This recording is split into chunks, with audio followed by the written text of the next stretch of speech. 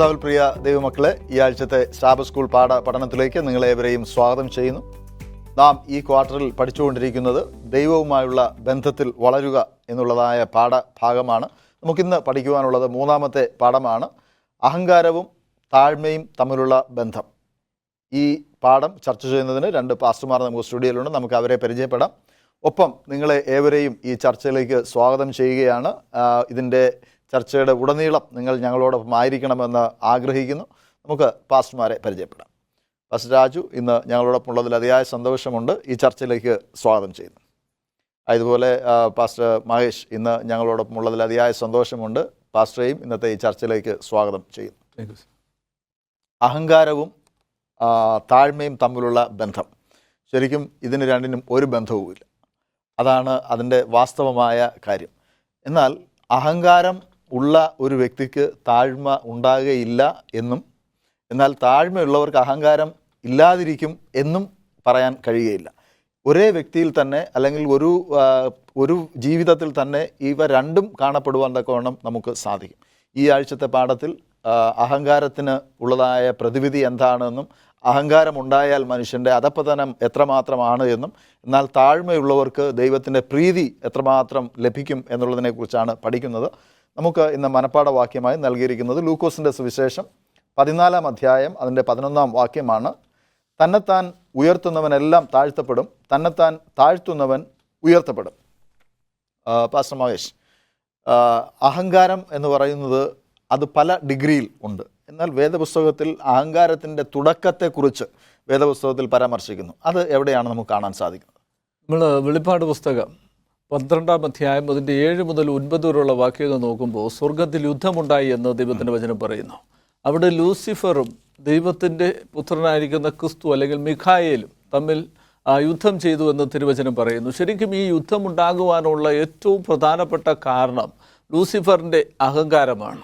നമ്മൾ യെശയ്യാപ്രവചനം 14-ാം അധ്യായം അതിൻ്റെ 12 മുതൽ താഴോട്ടുള്ള ഭാഗങ്ങൾ നോക്കുമ്പോൾ അവിടെ പറയുന്നു, അരുണോദയ പുത്രനായ ശുക്ര, നീ എങ്ങനെ നിലത്തു വീണു?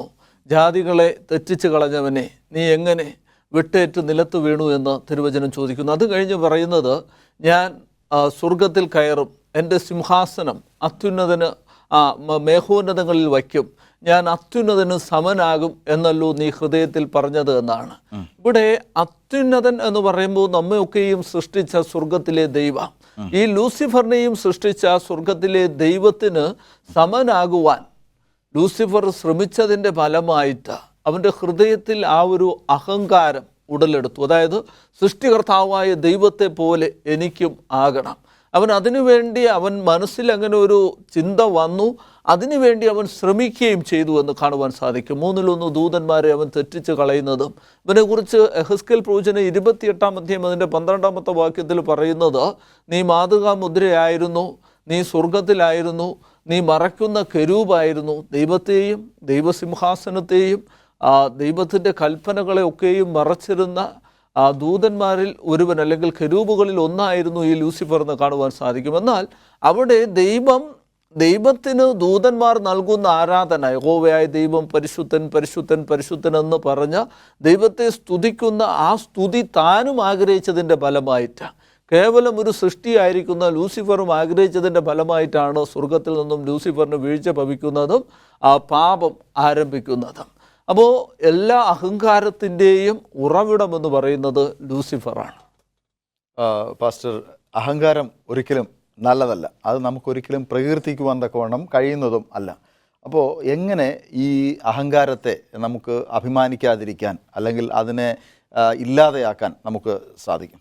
അഹങ്കാരത്തെ ഇല്ലായ്മ ചെയ്യുക എന്നുള്ളതിന് വേദപുസ്തകത്തിലൊരു കഥ കർത്താവ് തന്നെ പറയുന്നതായിട്ട് നമുക്ക് കാണുവാൻ സാധ്യമാകും.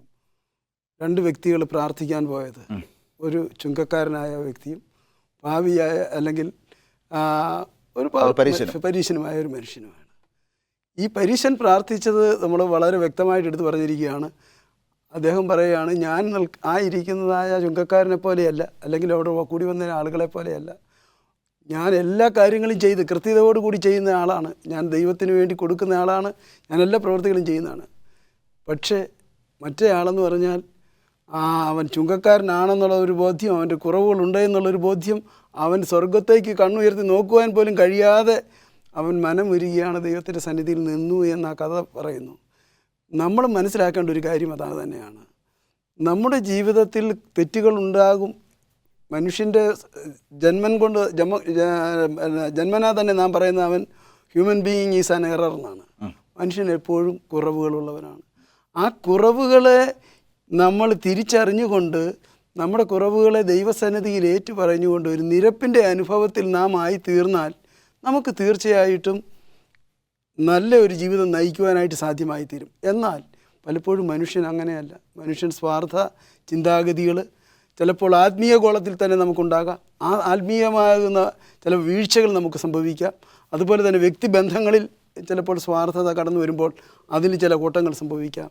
എന്നാൽ ഒരിക്കലും വേദപുസ്തകം അനുശാസിക്കുന്നില്ല നാം അഹങ്കാരികളായിട്ട് സ്വാർത്ഥന്മാരായിട്ട് ജീവിച്ചാൽ അത് ഒരിക്കലും ദൈവഹിതമല്ല, മറിച്ച് അത് വ്യക്തിത്വമായിരിക്കും, അത് ജഡീകമായിരിക്കും. പാസ്റ്റർ രാജു പ്രാർത്ഥിക്കാൻ പോയ രണ്ടുപേരെ കുറിച്ച് പരാമർശിക്കുകയുണ്ടായി. ഈ ഒന്നാമത്തെ ആൾ പരീശനായിരുന്നു. അദ്ദേഹം പറഞ്ഞ കാര്യങ്ങളൊക്കെ ശരിയാണ്. പക്ഷേ എന്നാലും ദൈവപ്രീതി അദ്ദേഹത്തിന് ലഭിച്ചില്ല. എന്തുകൊണ്ടാണ് അദ്ദേഹത്തിന് ദൈവപ്രീതി ലഭിക്കാത്തത്? എന്നാൽ മറ്റു ചുങ്കക്കാരനായ മനുഷ്യന് ദൈവപ്രീതി ലഭിക്കുകയും കർത്താവ് യേശു ക്രിസ്തു ആ പ്രാർത്ഥന പ്രകീർത്തിക്കുകയും ചെയ്തു. എന്തുകൊണ്ടാണ് അങ്ങനെ ഒരു കാര്യം? ഇവിടെ കർത്താവ് യേശു ക്രിസ്തു ആ ഉപമ പറയുന്നതിന് മുമ്പ് കേൾക്കുന്നതായിട്ടുള്ള ശിഷ്യന്മാരോട് പറയുന്നത് ഇപ്രകാരമാണ്: തന്നെത്താൻ ഉയർത്തി സ്വന്തം നീതിയിൽ ഊന്നിയതായിട്ടുള്ള ഒരു വ്യക്തിയെക്കുറിച്ച്, അല്ലെങ്കിൽ അങ്ങനെ ഉള്ളതായിട്ടുള്ള അഹങ്കാരിയായിട്ടുള്ള ഒരു വ്യക്തിയെ കാണിച്ചു കൊടുക്കുന്നതിന് വേണ്ടിയാണ് കർത്താവ് യേശു ക്രിസ്തു ഈ ഉപമ പറയുന്നത്. അതായത് തന്നെത്താൻ ഉയർത്തപ്പെടുന്നവനെല്ലാം താഴ്ത്തപ്പെടും, അല്ലെങ്കിൽ അവൻ സ്വർഗരാജ്യത്തിൽ നിന്നും വീണുപോകും. തന്നെത്താൻ താഴ്ത്തുന്നവൻ, താഴ്മയുടെ അനുഭവം ധരിക്കുന്നതായിട്ടുള്ള വ്യക്തികൾ ഉയർത്തപ്പെടുകയും ചെയ്യും എന്നതാണ് ഈ ഉപമയിൽ നിന്നും നമുക്ക് പഠിക്കുവാനുള്ള പാഠം. അപ്പോൾ ഈ പരീശൻ എന്ന് പറയുന്നതായിട്ടുള്ള വ്യക്തി സമൂഹത്തിൽ ഉന്നതനാണ്. അതുപോലെ തന്നെ മതകാര്യങ്ങളിലൊക്കെയും എല്ലാ കാര്യങ്ങളും അറിയാവുന്നതായിട്ടുള്ളൊരു വ്യക്തിയാണ്. ആ വ്യക്തി ദൈവം മുമ്പാകെ തന്നെത്താൻ താഴ്ത്താതെ തന്നെ ഉയർത്തിയതിൻ്റെ ഫലമായിട്ടാണ് ദൈവം ആ വ്യക്തിയെ മാനിക്കാതെ പോയത്. എന്നാൽ ദൈവസന്നിധിയിൽ തൻ്റെ പാപങ്ങളെ ഏറ്റുപറഞ്ഞ് തന്നെത്താൻ താഴ്ത്തി നിരപ്പ് പ്രാപിച്ചതായിട്ടുള്ള വ്യക്തിയെ ദൈവം അനുഗ്രഹിക്കുകയും ചെയ്യും. നമുക്കൊരു ഇടവേളയുടെ സമയമാണ്. പ്രിയ പ്രേക്ഷകരെ, ഒരു ചെറിയ ഇടവേളയ്ക്ക് ശേഷം ഞങ്ങൾ മടങ്ങി വരും. ഞങ്ങളോടൊപ്പമായിരിക്കും. പ്രിയ ദൈവമക്കളെ, ഈ ചർച്ചയിലേക്ക് വീണ്ടും നിങ്ങളേവരെയും സ്വാഗതം ചെയ്യുന്നു. പാസ്റ്റർ, നാം അഹങ്കാരത്തെക്കുറിച്ചും നമ്മുടെ പോരായ്മകളെക്കുറിച്ചും ഒക്കെയാണ് ചർച്ച ചെയ്തുകൊണ്ടിരിക്കുന്നത്. എന്തുകൊണ്ടാണ് നാം കൃപ ആവശ്യമുള്ളതായ പാപികളായിരിക്കുന്നു എന്ന് അംഗീകരിക്കേണ്ടതായ ആവശ്യകത? നമ്മൾക്ക് ദൈവത്തിൻ്റെ കൃപ ആവശ്യമുള്ള പാപികളായിരിക്കുന്നത് എന്ന് നാം ചിന്തിക്കുന്നത് എന്തുകൊണ്ടെന്നാൽ നമുക്കൊരു സ്വയമേവ നാം ആരാകുന്നു എന്നുള്ളൊരു ബോധ്യം എപ്പോഴും ഉണ്ടാകേണ്ടിയിരിക്കുന്നു. പലപ്പോഴും അത് നമുക്ക് തിരിച്ചറിയുവാൻ കഴിയുന്നില്ല. നമുക്കറിയാൻ സാധിക്കും, വേദപുസ്തകം നാം പരിശോധിക്കുമ്പോൾ മോശയുടെ കഥ നമ്മൾ എടുക്കുകയാണെങ്കിൽ, മോശ എന്ന് പറയുന്നതായ ഒരു മനുഷ്യൻ ഫറവോൻ്റെ കൊട്ടാരത്തിലാണ് അദ്ദേഹത്തിന് വസിക്കുവാനൊരു അവസരം കിട്ടിയത്. സാധാരണക്കാരനായി ജനിച്ചുവെങ്കിലും ഫറവോൻ്റെ കൊട്ടാരത്തിലേക്ക് കടന്നു ചെല്ലുവാനായിട്ട് അദ്ദേഹത്തിന് സാധ്യമായി തീർന്നു. അവിടുത്തെ എല്ലാ കാര്യങ്ങളും അദ്ദേഹത്തിന് ലഭിച്ചു. എന്നാൽ അദ്ദേഹം എടുത്തൊരു തീരുമാനം എന്താണെന്നറിയാമോ? എൻ്റെ സ്വന്തം ജനത്തിന് വേണ്ടി കഷ്ടം സഹിക്കുവാനായിട്ട് ഞാൻ സന്നദ്ധനാകുന്നു എന്ന്. ഇവിടെ നാം മനസ്സിലാക്കേണ്ട ഒരു കാര്യം എന്താണെന്ന് ചോദിച്ചാൽ, പലപ്പോഴും നമ്മൾ ദൈവത്തിനാൽ വിളിക്കപ്പെട്ടവരാണെന്ന് പറഞ്ഞാൽ പോലും നമ്മുടെ ജീവിതത്തിലേക്ക് ലൗകികമാകുന്നതായ ഇച്ഛകൾ കടന്നു വരുമ്പോൾ നാം ദൈവത്തിൽ നിന്ന് അകന്നു പോകുന്ന ഒരു അനുഭവമായി തീരും. മോശയെ സംബന്ധിച്ചിടത്തോളം താൻ ആരായിരുന്നു എന്നുള്ളൊരു ബോധ്യം തൻ്റെ മാതാവിൽ നിന്ന് തനിക്ക് ലഭിച്ചിരുന്നത് കൊണ്ട് എൻ്റെ ജനത്തിന് വേണ്ടി കഷ്ടം സഹിക്കുവാൻ ഞാൻ സന്നദ്ധനായി എന്ന് അവിടെ കാണുവാൻ സാധ്യമാകും. നാം മനസ്സിലാക്കേണ്ടത്, നാം ഓരോരുത്തരും നിയോഗിക്കപ്പെട്ടിരിക്കുന്നതായ ഇടങ്ങളിൽ നാം ദൈവത്തിന് വേണ്ടി നിലകൊള്ളുന്നവരായി തീരണം. അവിടെ സ്വാർത്ഥതയ്ക്ക് സ്ഥാനം കൊടുക്കുവാൻ പാടില്ല, വ്യക്തിബന്ധങ്ങൾക്ക് സ്ഥാനം കൊടുക്കുവാൻ പാടില്ല. അതുപോലെ തന്നെ നാം എങ്ങനെയായിരിക്കണമെന്ന് ചോദിച്ചാൽ, നാം എപ്പോഴും സ്വയമേ ഒരു വിലയിരുത്തലിൻ്റെ അനുഭവത്തിലായി തീരേണ്ടത് അനിവാര്യമാണ്. സ്വയമേ നമുക്ക് വിലയിരുത്തുവാൻ കഴിഞ്ഞില്ല എങ്കിൽ എന്ത് ചെയ്യുന്നറിയാമോ? പലപ്പോഴും നമ്മൾ പതറിപ്പോകുന്ന അനുഭവം ഉണ്ടാകും. അതുകൊണ്ട് ദൈവത്തിനാൽ വിളിക്കപ്പെട്ടവരെന്നുള്ള ബോധ്യത്തോടു കൂടി തന്നെയായിരിക്കണം നമ്മുടെ എല്ലാവരുടെയും പ്രവൃത്തികൾ എന്ന് അപ്പോസ്തലനായ പൗലോസ് തൻ്റെ ലേഖനത്തിൽ പറയുന്നത് പോലെ, ജഡത്തിൽ പ്രശംസിക്കുവാൻ എനിക്ക് മറ്റാരേക്കാളും ഉണ്ട് എന്ന് പറയുന്നത് പോലെ തന്നെ പഴയ നിയമത്തിൽ മറ്റാരേക്കാളും മോശയ്ക്ക് ജഡത്തിൽ പ്രശംസിക്കുവാൻ തക്കവണ്ണം ഉണ്ടായിരുന്നു. എന്നാലും ദൈവത്തിൻ്റെ വചനം പറയുന്നത് മോശ ലോകത്തിൽ വെച്ച് ഏറ്റവും താഴ്മയുള്ള മനുഷ്യൻ ആയിരുന്നു എന്നുള്ളതാണ്. എങ്ങനെയാണ് മോശയ്ക്ക് താഴ്മയുടെ സ്വഭാവം പഠിക്കുവാൻ തക്കവണ്ണം സാധിച്ചത്? ഇവിടെ മോശയുടെ ജീവിതം നമ്മൾ നോക്കുമ്പോൾ നമുക്ക് കാണുവാൻ സാധിക്കും, ഒരു പ്രത്യേക ദൗത്യത്തിന് വേണ്ടിയാണ് സ്വർഗത്തിലെ ദൈവം മോശയെ വിളിക്കുന്നത് തന്നെ. മരണത്തെ മുഖാമുഖം കണ്ട സമയത്ത് കുഞ്ഞായിരുന്നപ്പോൾ മോശയെ ദൈവം ആ വെള്ളത്തിൽ നിന്നും വലിച്ചെടുത്തുയർത്തി. മോശെ വളരുന്നതിന് വേണ്ടി ഫറവോൻ്റെ കൊട്ടാരത്തിൽ ദൈവം ആക്കി വെച്ചു. അവിടെ നിന്ന് നാനാവിധ ഈ പാഠത്തിൽ ഗ്രന്ഥകർത്താവ് എടുത്തു പറയുന്ന കുറേ കാര്യങ്ങളുണ്ട്.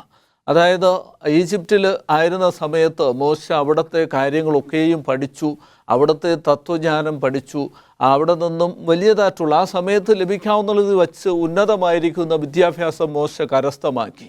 എന്നാൽ പിന്നത്തേതിൽ നോക്കുമ്പോൾ മോശയുടെ ജീവിതത്തിൽ ആദ്യം മോശ അവിടെ നിന്നും ഒരു എബ്രായനെ ഉപദ്രവിക്കുന്ന ഈജിപ്തിനെ അല്ലെങ്കിൽ മിസ്രൈമിനെ കൊന്നതിന് ശേഷം ആ വസ്തുത എല്ലാവരും അറിഞ്ഞതായിട്ടുള്ള സമയത്ത് അവിടെ നിന്നും പലായനം ചെയ്തു പോകുന്നു. അപ്പോൾ മോശ അത്രത്തോളം ആയിരുന്ന ഒരു വ്യക്തിയാണ്. എന്നാൽ പിൽക്കാലത്ത് സംഖ്യാപുസ്തകം 12-ാം അധ്യായം അതിൻ്റെ 3-ാമത്തെ വാക്യത്തിൽ മോശയെക്കുറിച്ച് ദൈവം പരാമർശിക്കുന്നത് ഏറ്റവും സൗമ്യനായ മനുഷ്യൻ എന്നാണ്. ഇവിടെ ഒരു കൊലപാതകം കഴിഞ്ഞ് കടന്നു പോകുന്നതായിട്ടുള്ള മോശയെ സ്വർഗത്തിലെ ദൈവം വ്യത്യസ്ത തലത്തിലൂടെ നയിക്കുന്നതായിട്ട് കാണുവാൻ സാധിക്കും. ജത്രോയിലെ അടുത്ത് കൊണ്ടുപോയി ആട്ടിടയനാക്കി തീർക്കുന്നു. അവിടെ ആടുകളുടെ അനുസരണത്തിലൂടെ മോശ ചില കാര്യങ്ങൾ പഠിക്കുന്നു. അതിനുശേഷം ഹോരേബ് പർവ്വതത്തിൽ നിന്ന് സ്വർഗത്തിലെ ദൈവം മോശയെ വിളിക്കുന്നു. ആ സമയത്ത് മോശയുടെ ദൗത്യം ദൈവം വെളിപ്പെടുത്തി കൊടുക്കുമ്പോഴും മോശ ഒഴിവുകൾ പറഞ്ഞ് ദൈവത്തിൽ നിന്നും അകന്നു പോകുവാൻ ശ്രമിക്കുന്നു. എന്നാൽ അതിനുശേഷം ദൈവികമായ ഇടപെടലും ദൈവത്തോടൊപ്പം മോശയായി തീർന്നപ്പോൾ നമ്മൾ യോഹന്നാൻ്റെ സുവിശേഷം 15-ാം അധ്യായത്തിൽ നോക്കുന്നത് പോലെ മുന്തിരിവള്ളി ആയിരിക്കുന്ന ക്രിസ്തുവിൽ ദൈവത്തിൽ കൊമ്പുകളായിരിക്കുന്ന നമ്മൾ വസിക്കേണ്ടതിൻ്റെ ആവശ്യകത ഉള്ളതുപോലെ മോശ ദൈവത്തിൽ ക്രിസ്തുവിൽ വസിക്കുവാൻ തുടങ്ങിയപ്പോൾ മോശയുടെ ജീവിതത്തിൽ ആ ക്രിസ്തുവിൻ്റെ സ്വഭാവം, താഴ്മ, സൗമ്യതയുടെ അനുഭവം ഉണ്ടായി എന്ന് കാണുവാൻ സാധിക്കും. നമ്മളും അപ്രകാരം ദൈവത്തിൽ വസിച്ചാൽ തീർച്ചയായും ആ ദൈവിക സ്വഭാവം നമ്മളിൽ വളരും. പാസ്റ്റർ രാജു, ഈ മോശയ്ക്ക് ഉണ്ടായിരുന്നതുപോലെ മോശയ്ക്ക് താഴ്മ ഉണ്ടായിരുന്നു എന്നൊക്കെ നാം പറയുമ്പോഴും മോശയ്ക്ക് ചില അവസരങ്ങളിലൊക്കെ അറ്റ്ലീസ്റ്റ് വിൽഡർനെസ് അനുഭവത്തിന് മുൻപൊക്കെ മോശയ്ക്ക് ആ ഒരു ഈഗോ, ദൈവത്തിൻ്റെ ജനത്തിന് വേണ്ടി പ്രവർത്തിക്കുക, അല്ലെങ്കിൽ തൻ്റെ ജനം ശ്രേഷ്ഠമായ ജനമാണ് എന്നുള്ളതായ ഒരു ചിന്ത, താൻ ഉന്നതനാണ് എന്നുള്ളതായ ഭാവം ഒക്കെയുണ്ട്. നമുക്കും ഇത്തരത്തിലുള്ളതായ ഈ പ്രൈഡ്, അഹങ്കാരം ചിലപ്പോഴൊക്കെ ഈ പൊങ്ങി വരുന്നതിനുള്ള കാരണം എന്താ? തീർച്ചയായിട്ടും അപ്രകാരമുള്ളതായ അവസ്ഥകൾ നമ്മുടെ ജീവിതത്തിൽ ഉണ്ടാകുന്നതെന്ന് പറഞ്ഞാൽ വേദപുസ്തകം അനുശാസിക്കുന്ന പ്രകാരമാണെങ്കിൽ നമ്മുടെ സ്വഭാവത്തിൽ വൈകല്യത എന്ന് പറയുന്നത് ആത്മീയതയിൽ നാം പിന്നോക്കം പോകുമ്പോഴാണ്. ദൈവികമാകുന്ന ചിന്ത നമ്മെ മതിക്കുമ്പോൾ മാത്രമേ നമുക്ക് ദൈവികമാകുന്ന അനുഭവത്തിൽ തന്നെ ആയിത്തീരുവാനുള്ളൂ. എന്ന് പറഞ്ഞുകൊണ്ട് നമുക്ക് എല്ലായ്പ്പോഴും പൂർണ്ണരായിരിക്കാൻ കഴിയത്തില്ല. അത് എന്ത് ചോദിച്ചാൽ മനുഷ്യൻ ബലഹീനനാകുന്നു എന്ന് വേദപുസ്തകം തന്നെ പറയുന്നു. ആ ബലഹീനത പല സമയങ്ങളിലും തലപൊക്കുമ്പോൾ നമ്മൾ എന്ത് ചെയ്യുന്നു? പിശാചിന് പ്രവർത്തിക്കുവാൻ ഒരിടം കൊടുക്കുന്ന ഒരു അനുഭവമായി മാറുകയാണ് ഇപ്രകാരമുള്ള പ്രവർത്തികൾ നമ്മുടെ ജീവിതത്തിലേക്ക് ഉണ്ടാകുന്നത്. തീർച്ചയായിട്ടും നാം മനസ്സിലാക്കേണ്ട ഒരു കാര്യമെന്ന് പറഞ്ഞാൽ പിശാചിന് ഒരിക്കലും പ്രവർത്തിക്കാൻ നമ്മൾ അവസരം കൊടുക്കാതിരിക്കുക എന്നുള്ളതാണ് നമുക്ക് ദൈവവുമായിട്ടുള്ളൊരു ബന്ധത്തിൽ കൂടുതൽ അടുത്ത് നിൽക്കുവാനായിട്ട് കഴിയുന്നത്. പാസ്റ്റർ മഹേഷ്, കർത്താവ് യേശുക്രിസ്തുവിൻ്റെ കാലഘട്ടത്തിൽ ആരാണ് വലിയവൻ എന്നുള്ളതായ ഒരു ചോദ്യം അവരുടെ ഇടയിൽ ഇങ്ങനെ പൊങ്ങി വന്നു. യേശുക്രിസ്തു എന്ത് ഉത്തരമാണ് അവർ കൊടുത്തത്? ഇവിടെ കർത്താവ് യേശുക്രിസ്തു ലൂക്കോസിൻ്റെ സുവിശേഷത്തിൽ അവർക്ക് നൽകുന്നതായിട്ടുള്ള ഉത്തരമെന്ന് പറയുന്നത്, ക്രിസ്തു പറയുകയാണ്, നിങ്ങളിൽ വലിയവനാകുവാൻ ആഗ്രഹിക്കുന്നവർ ഇളയവനായി തീരുക. അതുപോലെ നിങ്ങളിൽ പ്രശംസ എടുക്കുവാൻ ആഗ്രഹിക്കുന്ന, ഉന്നതനാകുവാൻ ആഗ്രഹിക്കുന്നതായിട്ടുള്ളവർ ശുശ്രൂഷകരായി തീരുവാനാണ് കർത്താവ് യേശുക്രിസ്തു പറയുന്നത്. മറ്റൊരിടത്തിൽ മത്തായിയുടെ സുവിശേഷത്തിൽ കർത്താവ് യേശുക്രിസ്തു തന്നെ പറയുന്നു, നിങ്ങൾക്ക് മറ്റുള്ളവർ എന്ത് ചെയ്യുവാൻ ആഗ്രഹിക്കുന്നുവോ അത് നിങ്ങൾ മറ്റുള്ളവർക്ക് ചെയ്യുവിൻ എന്ന്. അപ്പോൾ നമ്മൾ വലിയവനാകുവാൻ ആഗ്രഹിക്കുന്നുവെങ്കിൽ നമ്മൾ ആ ശുശ്രൂഷകന്മാരുടേതായിട്ടുള്ള പ്രവൃത്തിയിലൂടെ താഴ്മയുടെ അനുഭവത്തിലേക്ക് കടന്നു ചെല്ലണം എന്നാണ് ഇവിടെ കർത്താവ് യേശുക്രിസ്തു പഠിപ്പിക്കുന്നത്. കർത്താവ് യേശുക്രിസ്തുവിൻ്റെ ഉപദേശം നാം സ്വീകരിക്കുകയാണ് എങ്കിൽ തീർച്ചയായിട്ടും നാം ഉന്നത ഭാവമുള്ളവരായിരിക്കുകയില്ല. കാരണം ജഡത്തിലും ആത്മാവിലും തത്വത്തിലും അംശത്തിലും എല്ലാം ഉന്നതനായിരിക്കുവാൻ തക്കവണ്ണം കഴിയുന്നതായ കർത്താവ് യേശു ക്രിസ്തു സകലവും വെടിഞ്ഞ് ഈ ഭൂമിയിൽ നമ്മുടെ നന്മയ്ക്ക് വേണ്ടി അവൻ ഉപേക്ഷിച്ച ഒരു കർത്താവാണ് നമുക്ക് ഉള്ളത്. അപ്പോൾ ആ കർത്താവിനെ പിൻപറ്റുമ്പോൾ നമുക്ക് തീർച്ചയായിട്ടും യേശു ക്രിസ്തു എത്രമാത്രം താഴ്മ ധരിച്ചിരുന്നു എന്ന് മനസ്സിലാക്കുവാനും ആ താഴ്മ നമ്മുടെ സ്വഭാവത്തിൻ്റെ ഭാഗമാക്കുവാനുമാണ് ദൈവം നമ്മോട് ആഹ്വാനം ചെയ്യുന്നത്. തീർച്ചയായിട്ടും അങ്ങനെ ക്രിസ്തുവിൻ്റെ ഭാവം നമ്മിൽ ഉണ്ട് എങ്കിൽ നാം താഴ്മ ധരിക്കുന്നവരായിരിക്കും. നമുക്ക് അഹങ്കാരവും അഹന്തയും ഒക്കെ ഇങ്ങനെ പൊങ്ങി വരുന്ന സമയത്ത് നാം കർത്താവ് യേശു ക്രിസ്തുവിനെ ധ്യാനിക്കുകയും ധരിക്കുകയും ചെയ്യുകയാണെങ്കിൽ നമുക്ക് ക്രിസ്തുവിൻ്റെ പാതയിൽ നടക്കുവാൻ തക്കവണ്ണം സാധിക്കും. നമുക്ക് ഒരു ചെറിയ ഇടവേളയ്ക്ക് ശേഷം ഈ ചർച്ച പുനരാരംഭിക്കാം. പ്രിയ പ്രേക്ഷകരെ, ഒരു ചെറിയ ഇടവേളയ്ക്ക് ശേഷം ഞങ്ങൾ മടങ്ങി വരും. ഞങ്ങളോടൊപ്പം പ്രിയ ദൈവമക്കളെ, ഈ ചർച്ചയിലേക്ക് വീണ്ടും നിങ്ങളേവരെയും സ്വാഗതം ചെയ്യുന്നു. പാസ്റ്റർ രാജു, അഹങ്കാരവും താഴ്മയും എന്നുള്ളതാണ് നമ്മുടെ ഈ ആഴ്ചത്തെ പഠനത്തിൻ്റെ തലക്കെട്ട് തന്നെ. ഈ അഹങ്കാരം ഇത്ര വലിയ പാവമായിരിക്കുന്നതിന് കാരണം എന്താണ്? അഹങ്കാരം നമ്മൾ ആവർത്തിച്ച് പറഞ്ഞുകൊണ്ടിരിക്കുന്നത്, നമ്മൾ ലൂസിഫറിൻ്റെ കഥ പറഞ്ഞാലും മറ്റോരോരുത്തരുടെ വ്യക്തി ജീവിതങ്ങളെ എടുത്താലും ദൈവത്തിന് ഹിതമല്ലാത്തതായ ഏത് ചിന്തകൾ വന്നാലും അത് അഹങ്കാരമായിട്ട് നമുക്ക് കാണുവാൻ സാധ്യമാവുകയുള്ളൂ. അതുപോലെ തന്നെ സ്വാർത്ഥന്മാരായി തീരുക എന്ന് പറയുന്നതും അഹങ്കാരത്തിൻ്റെ മറ്റൊരു പരിണിത ഫലമാണ്. അപ്പോൾ നാം മനസ്സിലാക്കേണ്ടത് ഇതൊന്നും ദൈവീകതയല്ല, മറിച്ച് നമ്മൾ താഴ്മ ധരിക്കുകയും ദൈവഹിതത്തിനനുസരിച്ച് നമ്മൾ നേരത്തെ തന്നെ പ്രതിപാദിച്ചതുപോലെ ദൈവത്തിൻ്റെ മക്കളായിട്ട് ക്രിസ്തു നമുക്ക് കാണിച്ച മാതൃപ്രകാരം താഴ്മ ധരിക്കുന്നവരാണ് എങ്കിൽ തീർച്ചയായിട്ടും നമുക്ക് ഒരിക്കലും അഹങ്കാരത്തിന് വശംവദരാകേണ്ടതായിട്ട് വരികയില്ല. അങ്ങനെ ഉണ്ടാകുന്ന സന്ദർഭങ്ങളിൽ നാം ദൈവത്തിൻ്റെ പൂർണ്ണമായിട്ടും ഉൾക്കൊള്ളുകയും ക്രിസ്തുവിങ്കിലേക്ക് മാത്രം നമ്മൾ ഫോക്കസ് ചെയ്യുകയും ചെയ്യുകയാണെങ്കിൽ നമുക്ക് ഈ അഹങ്കാരത്തിൽ നിന്ന് വിട്ടു നിൽക്കുവാൻ. ഈ അഹങ്കാരം, അഹന്ത, ഒരുപക്ഷെ അഭിമാനം, ഇതൊക്കെ വലിയ പാപങ്ങൾക്ക് വഴിവെക്കും.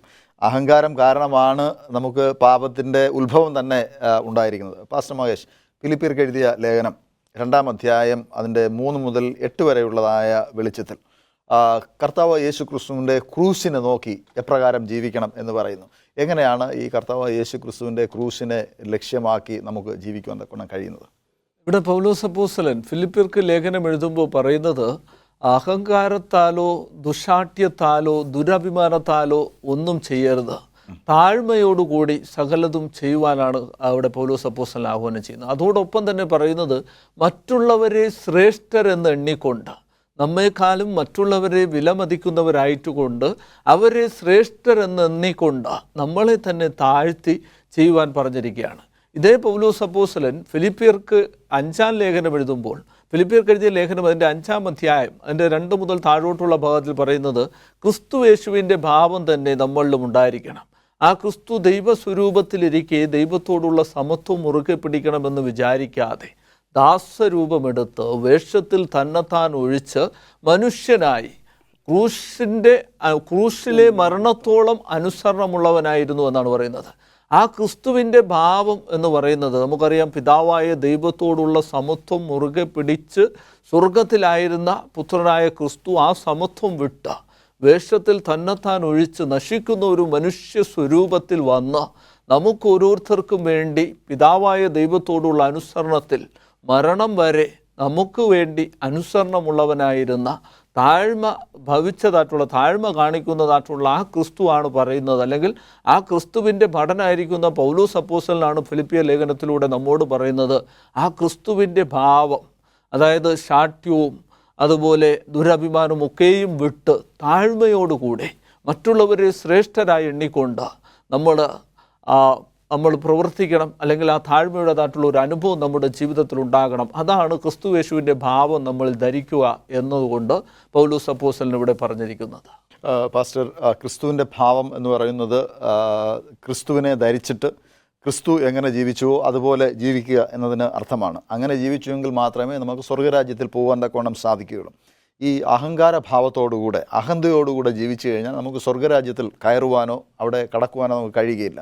എന്തുകൊണ്ടാണ് ഈ അഹങ്കാരം എന്ന ഒറ്റ പാപം കാരണം ദൈവരാജ്യം നഷ്ടമാകുവാൻ തക്കവണ്ണം കാരണമായി തീരുന്നത്?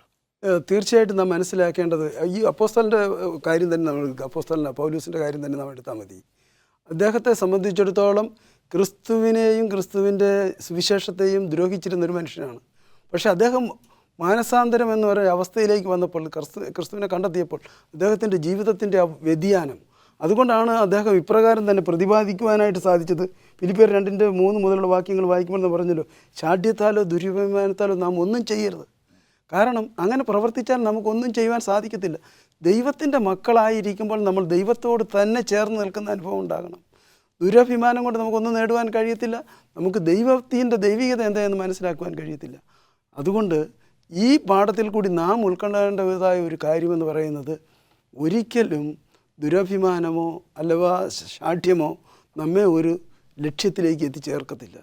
മറിച്ച് നാം ദൈവത്തിന് മുൻതൂക്കം കൊടുത്തുകൊണ്ട് ക്രിസ്തുവിൻ്റെ പാത പിന്തുടരുന്നതുകൊണ്ട് ക്രിസ്തുവിനായിട്ട് നിലകൊള്ളുമ്പോൾ ദൈവത്തോടൊപ്പം വസിക്കുവാൻ വേണ്ടിയുള്ളൊരു അവസരത്തിന് യോഗ്യരാകുന്ന അവസ്ഥയിലേക്ക് നമ്മെ എത്തിക്കും. അതിന് ദൈവത്തിൻ്റെ വചനത്തെ ആഴമായി പഠിച്ചുകൊണ്ട് അതിനെ ഉൾക്കൊണ്ടുകൊണ്ട് നല്ലൊരു ക്രിസ്തീയ ജീവിതം നയിക്കുക എന്നുള്ളതാണ് ഏറ്റവും മർമ്മപ്രധാനമായ ഘടകം. ക്രിസ്ത്യാനികളെ അറിയപ്പെടേണ്ടത് തന്നെ താഴ്മയുള്ളവരായും വിനയമുള്ളവരായും മറ്റുള്ളവരെ ശ്രേഷ്ഠരായി എണ്ണുന്നു എന്നുള്ള ഭാവമുള്ളവരുമായിട്ടാണ്. മറിച്ച് ഞാൻ ക്രിസ്ത്യാനിയാണ്, അല്ലെങ്കിൽ ഞാൻ യേശു ക്രിസ്തുവിനെ അറിഞ്ഞവനാണ്, രക്ഷിക്കപ്പെട്ടവനാണ് എന്ന അഹങ്കാരത്തോടു കൂടിയല്ല നടക്കേണ്ടത്. ആയതുകൊണ്ട് നാം വിനയഭാവമുള്ളവരായി, നാം മറ്റുള്ളവർ നമ്മേക്കാൾ ശ്രേഷ്ഠരാണ് എന്നെണ്ണി. കാരണം ക്രിസ്തു തന്നെ ഈ ലോകത്തിൽ വന്ന സമയത്ത് ആരെയും വിധിക്കുകയോ അവർ മോശക്കാരാണ് എന്ന് പരസ്യമായി പ്രഖ്യാപിക്കുകയോ ഒന്നും ചെയ്തിട്ടില്ല.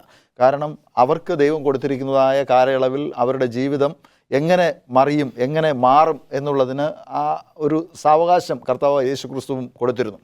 കർത്താവ് യേശു ക്രിസ്തുവിൻ്റെ അടുക്കൽ വന്നതായ പാപിനിയായ സ്ത്രീയോട് പോലും കർത്താവ് യേശു ക്രിസ്തു ക്ഷമിച്ച് പറഞ്ഞു, മകളെ നീ മേലാൽ പാപം ചെയ്യാതെ ജീവിക്കുവാൻ തക്കവണ്ണം പറഞ്ഞു. ആ കർത്താവിൻ്റെ ഭാവം നമ്മിലും ഉണ്ടാകുവാൻ ദൈവം സഹായിക്കട്ടെ എന്ന് പ്രാർത്ഥിക്കുന്നു.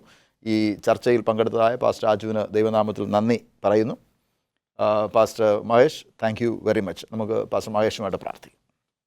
സ്നേഹവാനും പരിശുദ്ധനുമായിരിക്കുന്ന അടിയുടെ വാഴ്ത്തപ്പെട്ട സ്വർഗീയ നല്ല പിതാവാം ദൈവമേ, അനുഗ്രഹമേറിയ സമയത്തിനായി നന്ദിയോടെ സ്തുതിക്കുന്നു, സ്തോത്രം ചെയ്യുന്നു. അടിയ കർത്താവ് തിരുസന്നിധിയിലായിരുന്നുകൊണ്ട് അങ്ങയുടെ പാഠങ്ങളെ പഠിക്കുവാൻ, അതിനെക്കുറിച്ച് ചിന്തിക്കുവാൻ എൻ്റെ ദൈവം ഇടയാക്കിയ എല്ലാ കബോൾക്കായി നന്ദിയോടെ സ്തുതിക്കുന്നു. അടിയങ്ങളുടെ ജീവിതത്തിലും അങ്ങയുടെ ഭാവം, താഴ്മയുടെ അനുഭവം ധരിച്ചുകൊണ്ട് അടിയങ്ങളുടെ ജീവിതങ്ങളെ ക്രമീകരിച്ച് മുന്നോട്ട് നീങ്ങുവാൻ എൻ്റെ ദൈവം അടിയങ്ങളെ ഇടയാക്കി അനുഗ്രഹിക്കണമെന്ന് അടിയങ്ങൾക്കായി കാൽവരിയിൽ മരിച്ചുയർത്തുന്നേക്കും ജീവിക്കുന്ന യേശുവിൻ നാമത്തിൽ തന്നെ ആമേൻ. കർത്താവിൽ പ്രിയ ദൈവമക്കളെ, കർത്താവ് യേശു ക്രിസ്തു തൻ്റെ സകല മഹിമയും വിട്ട് ഭൂമിയിൽ ദാസരൂപം അണിഞ്ഞ് വേഷത്തിൽ മനുഷ്യനായി വിളങ്ങി നമ്മെ രക്ഷിപ്പാൻ തക്കവണ്ണം വന്നതുപോലെ നാം മറ്റൊരു വ്യക്തിയെ രക്ഷിക്കുന്നതിനു വേണ്ടി നാം ക്രിസ്തുവിൻ്റെ ഭാവം ധരിച്ച് ക്രിസ്തുവിനെ പോലെ താഴ്മയും വിനയവും ഉള്ളവരായി ജീവിക്കുവാനാണ് ഈ ആഴ്ചത്തെ പാഠം നമ്മോട് ആഹ്വാനം ചെയ്യുന്നത്. നാം അങ്ങനെ മറ്റുള്ളവരെ ക്രിസ്തുവിനെ പ്രതിഫലിപ്പിക്കുന്നവരായി തീരുവാൻ ദൈവം നമ്മെ ഏവരെയും സഹായിക്കുമാറാകട്ടെ എന്ന് പ്രാർത്ഥിക്കുന്നു. God bless you.